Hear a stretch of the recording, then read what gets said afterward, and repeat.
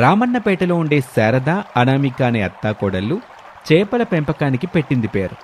అలాగే వాళ్లు పెంచిన చేపల్ని అమ్మటంలో కూడా బాగా నేర్పరితనం కలిగిన వాళ్ళు అని చెప్పుకోవచ్చు. ఒకరోజున చెరువుగట్టున శారద, అనామికలు నిలబడి చెరువులో ఎగురుతున్న చేపల్ని చూస్తూ ఉంటారు. కోళ్ళ, ఈసారి చేపల ధరను పెంచాలి. ఎందుకత్తయ్యా ఆ నిర్ణయం తీసుకున్నారు? ఇలా ఎంతకాలం చేపలను పెంచుతా అమ్ముతా ఉందాం చెప్పుకోళ్ళ. ఓహో, చేపల ధరలు పెంచేసి బాగా డబ్బులు సంపాదించేసి ఈ పల్లెను వదిలిపెట్టి పట్నం వెళ్లి పెద్ద వ్యాపారం చేద్దామని కలలుగా అంటున్నారన్నమాట. అంతే కదా కోళ్ళ, బతికినంతకాలం ఎక్కడే ఈ ఊర్లోనే ఈ చెరువును చూసుకుంటూ చేపలు పట్టుకుంటూ ఉందావా ఏంటి? ఇక్కడ మనకి ఇప్పుడు ఏం తక్కువైందని పట్నం పోయే కళలు మీరు కంటున్నారు అత్తయ్య? ఎందుకో కోళ్ళ, చూసిన మొఖాలనే చూసుకుంటూ పెంచుతున్న చేపలనే తిరిగి పట్టుకుంటా, చేపల కోసం వచ్చిన వాళ్ళ దగ్గర బేరం ఆడుకుంటా ఇలా ఉండడం ఏం నచ్చట్లేదే. అందుకే అట్ట పట్నం పోవాలని నా మనసు కోరుకుంటుంది. నేను కూడా ఒప్పుకున్నాను. అత్తయ్య కలలు కంటూ మర్చిపోయినట్టున్నారు. మనం ఏ నిర్ణయం తీసుకున్నా మావయ్య ఆయన ఒప్పుకోవాలి. అప్పుడే మీరు ఇక్కడి నుంచి ఎక్కడికైనా వెళ్ళగలరు, లేదంటే లేదు అని అనామిక చెప్తూ ఉండగా ప్రసాదు చేపలు కొనటానికి సుదర్శన్ని తీసుకుని చెరువు దగ్గరికి వచ్చాడు. అత్తాకోడలిద్దరినీ చూసి, ఏం శారదా, అత్తాకోడలు ముచ్చట్లు పెడుతున్నారా, చేపలు పెడుతున్నారా? చేపలే పడుతున్నామండి. ఓహో, గాలం వల లేకుండానే ఈ మధ్య అత్తాకోడలిద్దరు చేతులతో చేపలు పడుతున్నారన్నమాట అని ప్రసాద్ అనగానే అత్తాకోడలిద్దరూ బిత్తర్ చూపులు చూస్తూ ఉంటారు. చూసిన బేల చూపులు జాలిగాని నేను చెప్పేదేనండి. ఈరోజు కొత్తగా ఏంటండి? చేపల వ్యాపారం చేస్తున్నప్పటి నుంచి మీరు చెప్పింది ఏంటనే ఉన్నాం, చెప్పింది చేస్తనే ఉన్నాం. రాత్రికి ఇంటి దగ్గర, పగలంతా ఈ చేపల చెరువు దగ్గర. ఇదే మా అత్తా కొడల జీవితం, అంతే కదా? ఏమ్మా కోళ్ళ, ఏమైంది మీ అత్తయ్యకి పూట వింత వింతగా మాట్లాడుతుంది? ఏమీ లేదులే మావయ్య, మీరు వచ్చిన పని చెప్పండి. కోళ్ళ, ఈ సార్ గారి పేరు సుదర్శనం గారు. కొత్తగా చేపల వ్యాపారం చేయాలనుకుంటున్నారు. చేయమని చెప్పండి, అందుకు మా అనుమతి ఏం తీసుకోవాల్సిన అవసరం లేదుగా. శారదా, ఎందుకంటే వెటకారంగా మాట్లాడుతున్నావు? ప్రసాద్ గారు, నేను మళ్ళీ ఎప్పుడైనా కలుస్తాను. ఇప్పుడు ఈ అత్తాకోడళ్ళు మూడేమీ మంచిగా లేనట్టుగా ఉంది. మీరే అన్ని వివరాలు మాట్లాడి ఉదయం ఫోన్ చేయండి. నచ్చితే వ్యాపారం చేస్తాను, లేదంటే లేదు. అలా ఏమీ లేదండి, చెప్పండి. మీకు ఎన్ని కిలోల చేపలు కావాలి, ఎప్పుడు కావాలి, ఎక్కడికి తీసుకురావాలి వివరాలు చెప్తే మా ఆయన తీసుకొచ్చి డెలివరీ చేస్తాడు. డెలివరీ డబ్బులు మీరే ఇచ్చుకోవాలి, అది మాకు సంబంధం లేదు. మేమిక్కడ మీకు కావలసిన చేపలు బట్టి పంపిస్తాము, అంతే. కోళ్ళ, 2-3 చేపల్ని బట్టి సార్కివు, ఇంటికి తీసుకెళ్లి కూరనుకొని తింటారు. అప్పుడు మన చేపల రుచింటో తెలుసుద్ది. సరే మావయ్య అని అనామిక చెరువులోకి గాలం వేస్తుంది. ప్రసాదు, సుదర్శన్ మాట్లాడుకుంటూ ఉండగా అనామిక పెద్దగా లావుగా ఉన్న 2 చేపల్ని పట్టిస్తుంది. ప్రసాద్ సంతోషంగా ఆ చేపల్ని సుదర్శన్కిస్తాడు. థ్యాంక్ యూ ప్రసాద్ గారు, అన్నీ వివరంగా ఆలోచించి చెప్పండి. సార్, చేపలు కిలో 200 సార్, 200 ఇచ్చి వెళ్ళండి అని చెప్పగానే సుదర్శన్ షాక్ అవుతాడు. బాబు, ముందుగా డబ్బులు ఇవ్వండి, ఆ తర్వాత షాక్ అవుదురు గాని అని శారదనటంతో సుదర్శన్ ఆ చేపల్ని తిరిగి ప్రసాద్కే ఇచ్చేసి కోపంగా అక్కడి నుంచి వెళ్ళిపోతాడు. వచ్చిన వ్యాపారాన్ని చెడగొట్టినందుకు శారదను ప్రసాద్ కోపంగా చూస్తూ ఉంటాడు. ఇక అత్తాకోడలిద్దరూ అక్కడ ఉండటం అంత మంచిది కాదనుకుని వెంటనే ఇంటికి పరుగులు పెడతారు. అలా సమయం గడుస్తూ ఉంటుంది. ఆ రోజు రాత్రి 8 గంటల సమయం. వర్షం మొదలైంది. ఇంట్లో ప్రసాద్ అన్నం తింటూ ఉంటాడు. అనామిక బాక్సు, గొడుగు పట్టుకుని గుమ్మం దగ్గర నిలబడి బయటకు చూస్తూ ఉంటుంది. ఉరుములు, మెరుపులు కనబడతాయి. మావయ్య, చూస్తుంటే వర్షం ఎక్కువగా పడేలా ఉంది. మీరు అక్కడికి వెళ్ళడం కంటే ఆయన్ని ఇంటికి రమ్మని చెప్పండి అని అనామిక చెప్పగానే శారద గుమ్మం దగ్గరకు వచ్చి బయటకు చూసింది. కోడలా, ఈ వర్షానికి ఏమవ్వదు. ఇది చాలా చిన్న వర్షమే. మహా అయితే ఒక పావు గంట పడుద్ది, ఆ తర్వాత మామూలైపోద్ది. నువ్వు కొడుకు గురించి ఏం గాబర పడబాక. ఆయన చెరువు దగ్గరేసిన పాకలో కొడుకు భద్రంగానే ఉంటాడు. ఎవరిని చేపలు పట్టకుండా చూస్తా ఉంటాడు అని చెబుతూ ఉండగా ప్రసాద్ వాళ్ళ దగ్గరికి వచ్చాడు. అనామిక చేతిలో ఉన్న గొడుగుని తీసుకుని బాక్స్ని పట్టుకుని ఇంటి నుంచి బయలుదేరతాడు. అప్పుడే కరెంటు పోతుంది. మంచంలో కూర్చుని చదువుకుంటున్న పిల్లలు హరీషు, భవ్యులు భయపడతారని అనామిక ఛార్జింగ్ లైట్ పెడుతుంది. చెరువు దగ్గర రమేషు పాకలో దీపం పెట్టుకుని దీనంగా చూస్తుంటాడు. వర్షం జోరు పెరిగింది. చెరువులోకి నీళ్లు ఎక్కువగా వస్తూ ఉంటాయి. ఓ వానదేవుడా, మా మీద దయాజాలి చూపించు తండ్రి. ఇక ఈ వర్షాన్ని ఆపే. ఇప్పటికే చెరువులోకి నీళ్లు ఎక్కువగా వచ్చాయి. మరీ ఎక్కువైతే చెరువుకి గండి పడుతుంది. మా చేపల వ్యాపారం దెబ్బతింటుంది. మమ్మల్ని కరుణించు దేవుడా అని వేడుకుంటూ ఉండగా వర్షంలో పూర్తిగా తడిసిపోయిన ప్రసాదు అన్నం డబ్బా పట్టుకొని పాకలో ఉన్న రమేష్ దగ్గరికి వచ్చాడు. నాన్న, ఇంతలా వర్షం పడుతున్నప్పుడు ఇంటి దగ్గరే ఉండాల్సింది కదా. బాబు రమేషు, ఇంటి దగ్గర ఇంత వాన లేదు, అందుకే నీకు అన్నం తీసుకొని వచ్చాను. దారిలోనే ఎక్కువైంది. కాళ్ళిచ్చిన గొడుగు గాలి ఇరిగిపోయింది. అక్కడే పడేసి ఇదిగో నీకోసం ఈ అన్నం డబ్బా తీసుకొచ్చాను. ముందు నువ్వు తిను బాబు. ఇదే కదా నాన్న ప్రేమంటే అని దీపం వెలుగులో పాకలో కూర్చొని రమేష్ అన్నం తింటున్నాడు. చెరువుకి వాననీటి వరద రావటం మరింత ఎక్కువవుతుంది. చెరువేమో నిండుకుంది. తండ్రి కొడుకులు మాట్లాడుకుంటూ ఉండగా చెరువు గట్టు తెగింది. చెరువు నీళ్లతో పాటు చేపలు కూడా ఆ వరదలో కొట్టుకుపోతున్నాయి. అది చూసి ప్రసాదు రమేష్లు ఏడుస్తూ ఉంటారు. ఇంటి దగ్గర పడుతున్న వర్షాన్ని చూసి భయం భయంగా అత్తాకోడలిద్దరూ, కాళ్ళ నా మనసు ఎందుకో కీడు కోరుకుంటుంది. ఒకసారి కొడుక్కి ఫోన్ చేయి. ఇప్పుడే చేస్తాను అత్తయ్య అని చెప్పి రమేష్కి ఫోన్ చేస్తుంది. రమేష్ ఫోన్లో బాధపడుతూ ఏడుస్తూ ఉంటాడు. అయ్యో అనామిక, చెరువుకి గండిపడి నీళ్లతో పాటు చేపలు కూడా కొట్టుకుపోతున్నాయి. ఇంతకాలం మనం పడ్డ కష్టం మొత్తం వృధా అయ్యింది అని చెప్పి ఏడుస్తూ ఫోన్ని వదిలిపెట్టేస్తాడు. అనామిక కూడా ఏడుస్తూ బాధగా జరిగిందంతా అత్తగారు శారదతో చెప్పింది. శారద కూడా ఏడుస్తూ బాధపడుతూ ఉంటుంది. ఆ రాత్రి ఇంటి దగ్గర అత్తాకోడలు ఏడుస్తూ ఉంటే చెరువు దగ్గర పాకలో తండ్రి కొడుకులు ఏడుస్తూ ఉంటారు. శారద కుటుంబానికి ఆ రాత్రి కాళరాత్రి అయ్యింది. వారం రోజుల పాటు వాళ్ళు బాధపడుతూనే ఉంటారు. ఇంట్లో ఉన్న సరుకులతోనే పిల్లల్ని చూసుకుంటూ స్కూల్కి పంపిస్తూ ఉండేవాళ్ళు. ఒకరోజు అనామిక పనికిరాని పొలంలో ఉన్న చెట్టుకి ఉరేసుకుంటూ ఉండగా ఆ పొలం 2 ముక్కలవుతుంది. అనామిక ఆశ్చర్యంగా చూస్తూ ఉంటుంది. ఆ భూమిలో నుంచి భూమాత బయటకొచ్చింది. అనామిక చూసి ఉరేసుకోబోయింది. అనామిక, నేను వచ్చిన తర్వాత కూడా నువ్వు అలా చేయకూడదు. ఇప్పుడు మేం చేయడానికి ఇది మాత్రమే మిగిలింది తల్లి. ఇది కూడా చేయకూడదా? నేను వచ్చింది మీకు సహాయం చేయడానికే అనామిక. సహాయం చేస్తావా తల్లి? ఏం సహాయం చేస్తారు? నువ్వు ఒప్పుకుంటే ఈ పొలంలో చేపల పంటను పండిస్తాను అనామిక. భూమాత, ఈ పొలంలో మామూలు పంటలే పండవు. ఇక చేపల పంట ఏం పండుతుంది? నేను నమ్మను. పండుతుంది అనామిక, నన్ను నమ్ము. అందుకు మీరు చెయ్యాల్సింది అని చెప్పింది ఆ భూమాత. అనామిక నిజమేనని నమ్మింది. అయితే మాకు మామూలు చేపల పంట కాదు, బంగారు చేపల పంట కావాలి. తప్పకుండా అనామిక. అది పొలం మొత్తం ఇవ్వను, కొంత భాగం వరకు మాత్రమే ఇస్తాను. ఆ భాగంలో నువ్వు చిన్న చిన్న చేపలను తీసుకొచ్చి పెట్టు. 2 రోజుల్లో బంగారు చేపలు భూమిలో నుంచి పైకొస్తాయి. వాటిని నువ్వు అమ్ముకుంటూ జీవించవచ్చు అని చెప్పి భూమాత మాయమవుతుంది. అనామిక తిరిగి ఇంటికొచ్చింది. అత్తగారు శారద బాధపడుతూ ఉండగా, అత్తయ్య, మనకి అతివృష్టి అనావృష్టి అనేవి తప్పదు కదా. ఎంత నష్టం జరిగినా మనం బ్రతకడానికి మనకు తెలిసిన చేపల పెంపకం, చేపలు వెయ్యాలి కదా. చెయ్యాలి కోళ్ళ, కాని చెరువు వద్దు, కొంట వద్దు. నేనాటిని నమ్మను. అందుకే అత్తయ్య, నేను బాగా ఆలోచించి పొలంలో వేద్దాం అనుకుంటున్నాను. పొలంలో వేస్తావా? ఆ పొలంలో ఏ పంట పండదు కదా కొడలా అని శారద అనగానే అనామిక జరిగింది మొత్తం చెప్పింది. అది విని శారద సంతోషపడింది. అనామిక చెప్పింది నిజమేనని నమ్మింది. అత్తాకోడలిక ఏమాత్రం ఆలస్యం చేయలేదు. ఆ భూమాత చెప్పినంత వరకు పొలాన్ని చదును చేసి చిన్న చిన్న చేప పిల్లల్ని తీసుకొచ్చి పెడతారు. పదార్థయ్య, 2 రోజుల తర్వాత ఇక్కడికొచ్చి చూద్దాము అని చెప్పటంతో శారద మాట విని కోడలతో పాటు ఇంటికి వెళ్తుంది. 2 రోజుల తర్వాత అత్తాకోడలిద్దరూ కలిసి చేపల పంట వేసిన పొలం దగ్గరికి వచ్చారు. పొలం వైపు చూశారు. బంగారు చేపల పంట పండుతుంది.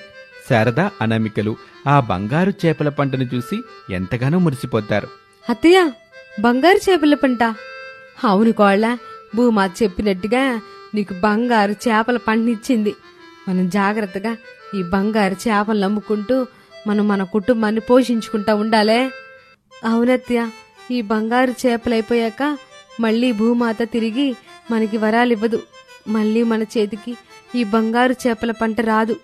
ఒక అవకాశం ఇచ్చింది కనుక ఆ అవకాశాన్ని మనం జాగ్రత్తగా కాపాడుకోవాలత్తయ్య అని అత్తాకోడలిద్దరూ ఆ రోజు నుంచి ఆ బంగారు చేపల్ని అమ్ముకుంటూ సంతోషంగా జీవిస్తూ ఉంటారు. ఎగ్ సెంటర్ నడుపుతున్న ఆమని తన షాప్లో పనిచేసే కమల మీద కోపంగా ఇలా అంటుంది. పాడైన ఎగ్స్ ని షాప్లో పెట్టదని ఎన్నిసార్లు చెప్పినా నీకు అర్థం కాదా కమలా అని అరుస్తుంది. కమలకి కూడా ఎక్కడా లేని కోపం వచ్చింది. కాని పని కోసం కోపాన్ని కంట్రోల్ చేసుకుంటూ ఇలా అంటుంది. నేను పాడేద్దామని తీసుకెళ్తుంటే అయ్యగోరే షాప్లోనే ఉండనివ్వమన్నారమ్మా. ఏంటి నువ్వు చెప్పేది? పాడైపోయిన ఎగ్స్ ని అయ్యగారే షాప్లోనే ఉండనివ్వమన్నారా? అవునమ్మగారు, కావాలంటే అయ్యగారికి ఫోన్ చేసి తెలుసుకోండి. మీరేమో పాడైన ఎగ్స్ ని పడేయమంటారు, అయ్యగారు వద్దంటారు. మీరు చెప్పింది చెయ్యాలా, అయ్యగారు చెప్పినట్టేనాలా? చెప్పండి అమ్మగారు, నన్ను ఏడ్స్ ఏమంటారు? అయ్యగారి ఆలోచన ఏమిటో తెలియదు కదా కమల. పాడని ఎగ్స్ ని పడేబాక్కు. రావడంతోనే గొడవ పెట్టేసుకుంటారు, ఏదో ఒక మాట నేస్తారు. రాత్రి పోయే వరకు మనసు చంపుకొని పని చేయాల్సి వస్తుంది. అది కూడా మీ వల్ల అమ్మగారు. సరేలేవే, నువ్వు మా కుటుంబంలో ఒక మనిషివి, అందుకని ఒక మాట అన్నాను, మనసులో పెట్టుకోకు, బుద్ధిగా పని చేసుకో. అట్టగా అమ్మగారు అని చెప్పి షాపులో చీపురు పట్టుకుని ఊడుస్తూ ఉంటుంది. ఇంతలో అనామిక ఆ షాపు దగ్గరికి వచ్చింది.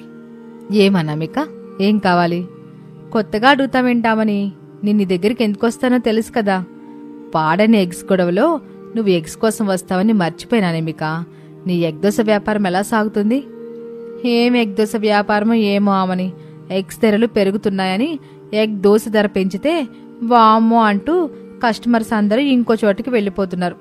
ఏం చేయమంటావు చెప్పామని. అనామిక, ఎగ్స్ ధరలు అనేవి నువ్వు నేను పెంచేవి కావని తెలుసు కదా.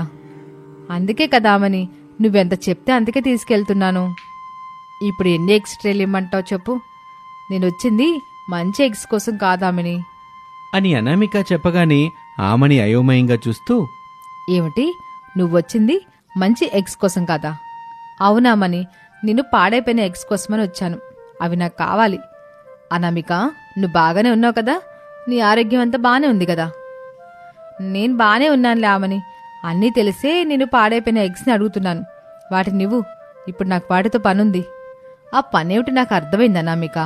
కాకపోతే ఇవి పాడైపోయాయి కదా, తలకి పెట్టుకోవడం కూడా అంత మంచిది కాదు. అయ్యో ఆమని, నిన్ను తలకి పెట్టుకోవడానికి ఈ పాడైన ఎగ్స్ని తీసుకెళ్ళడం లేదు, ఆమ్లెట్ వేసుకుందామని తీసుకెళ్తున్నాను.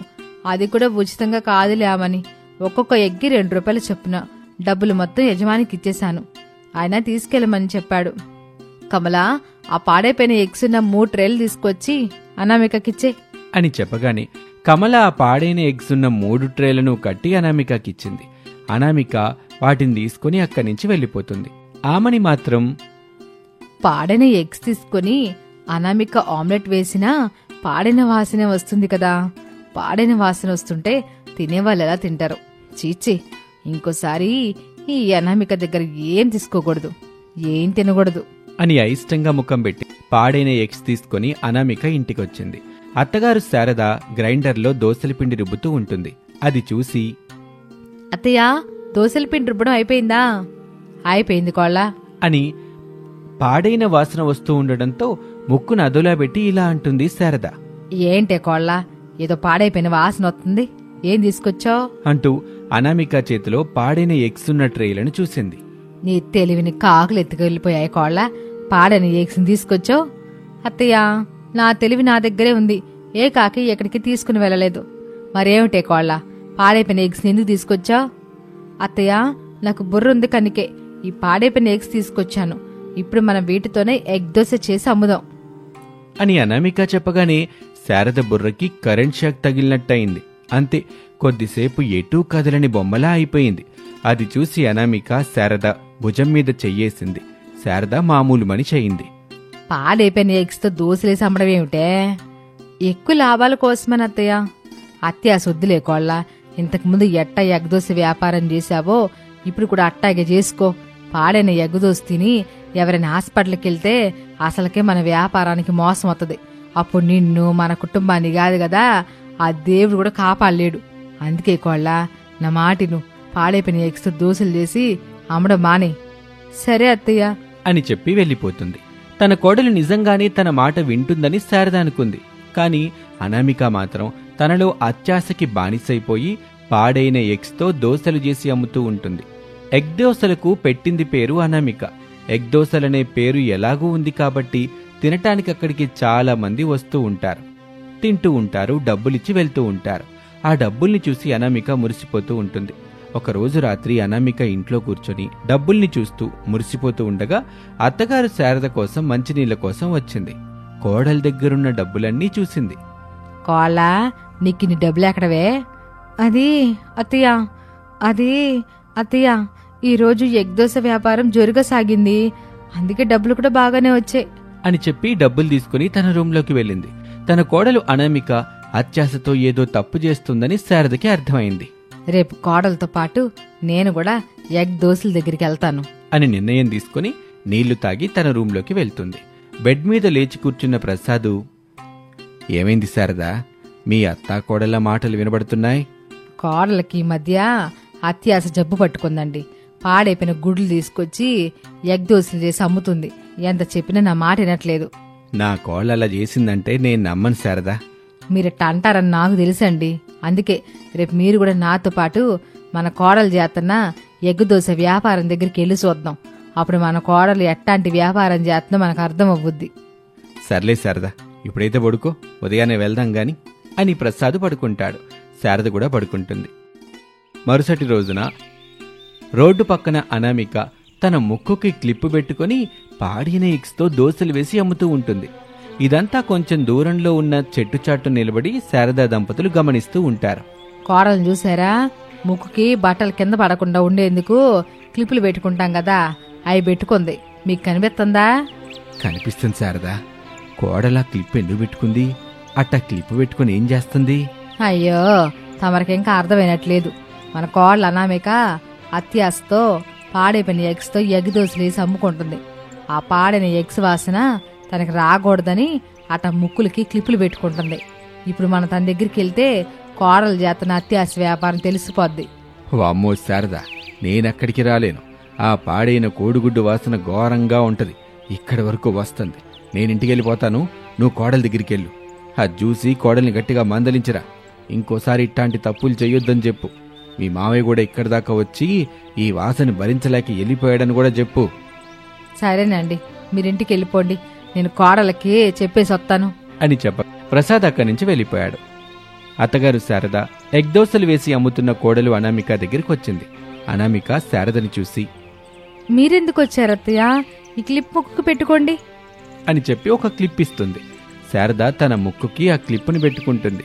వాళ్ళకి కొద్ది దూరంలో ఎగ్ దోశ తింటున్న వీరేష్ అనే అతను వాంతులు చేసుకుంటాడు. అది చూసి అత్తగారు శారద కంగారు పడుతూ వీరేష్ దగ్గరికి వచ్చింది. యావింది బాబు, ఎందుకు వాంతులు చేసుకుంటున్నావు? తెలియటం లేదండి, ఇక్కడికి వచ్చే వరకు బానే ఉన్నాను. ఎగ్ దోశ ఇలా తిన్నానో లేదో అలా వాంతులయ్యాయి. ఈ ఎగ్ దోశలోనే ఏదో కలిసింది అని చెబుతూ ఉండగా అక్కడికి చాలా మంది వచ్చారు. వీరేష్ మళ్లీ వాంతులు చేసుకుంటాడు. దాంతో ఆ అత్తాకోడలిద్దరికీ భయం మొదలైంది. అక్కడికొచ్చిన వాళ్లలో అరవింద్ కూడా ఉన్నాడు. అరవింద్కి అనామిక అంటే పగ, ద్వేషం ఉన్నాయి. భయపడుతున్న అత్తాకోడలని చూశాడు. ఏమమ్మా అనామిక, ఎగ్ దోశలతో వ్యాపారాన్ని మొదలుపెట్టి ఎప్పటినుంచో ఉంటున్న నా దోశల వ్యాపారాన్ని మూసేశావు. నువ్వలా దెబ్బ కొడితే నేనిలా దెబ్బ కొడతాను. నాతో ఇక్కడికి వచ్చిన వాళ్ళతో కూడా కొట్టేస్తాను అని అనుకుని ఎగ్ దోశను పట్టుకుని వాసన చూస్తాడు. పాడైన వాసన ఘోరంగా వస్తూ ఉంటుంది. ఇక ఇదే మంచి అవకాశం అనుకుంటాడు అరవింద్. ఈ అత్తాకోడలని వదిలిపెట్టకండి. అత్యాసకు పోయి పాడైపోయిన గుడ్లతో ఎగ్గు దోశలేసి అమ్ముతున్నారు. మనం తక్కువగా దాన్ని తింటూ మన ఆరోగ్యాన్ని గొల్ల చేసుకుంటున్నాం. హాస్పిటల్కెళ్ళి వేలల్లో డబ్బులు కడుతున్నాం. ఇందుకు కారణమవుతున్న ఈ అత్తాకోడలని మాత్రం వదిలిపెట్టద్దు, పట్టుకోండి అని చెప్పగానే అక్కడికి వచ్చిన వాళ్ళు అత్తాకోడలిద్దరూ పారిపోకుండా రౌండప్ చేసేస్తారు. శారదకేమో భయంగా ఉంది. వాళ్ళని చూస్తూ బ్రతిమిలాడుతూ ఇలా అంటుంది. అయ్యా, ఏదో బుద్ధి గడ్డి తినేట చేశాం. దయచేసి మా మొదటి తప్పుగా భావించండి అయ్యా. మమ్మల్ని వదిలిపెట్టేయండి. ఇక్కడే కాదు మరెక్కడా ఎగదోసి వ్యాపారాన్ని పెట్టాం. నా మాట మీద నమ్మకం ఉంచుకోండి అయ్యా అని ఎంత బ్రతిమిలాడినా వినకుండా అత్తాకోడలిద్దరిని బాగా కొడతారు. కొట్టి కొట్టి జనం అలసిపోతారు. గాయాలతో ఉన్న అత్తాకోడళ్ళిద్దరూ బాధపడుతూ నెమ్మదిగా ఇంటివైపు నడుస్తూ ఉంటారు. ఇక అప్పటినుంచి అనామిక ఎలాంటి వ్యాపారాల జోలికి వెళ్ళలేదు. అత్యాశను కూడా వదిలిపెట్టి చక్కగా ఇంట్లోనే ఉంటూ ఇంటి పనులు చేసుకుంటూ బుద్ధిగా అత్తగారు చెప్పిన మాట వింటూ తన జీవితాన్ని కొనసాగిస్తూ ఉంటుంది. ఇది ఇవాల్టి కథ. మరొక ఆసక్తికర కథలో మళ్ళీ కలుద్దాం. అంతవరకు సెలవు. నమస్తే.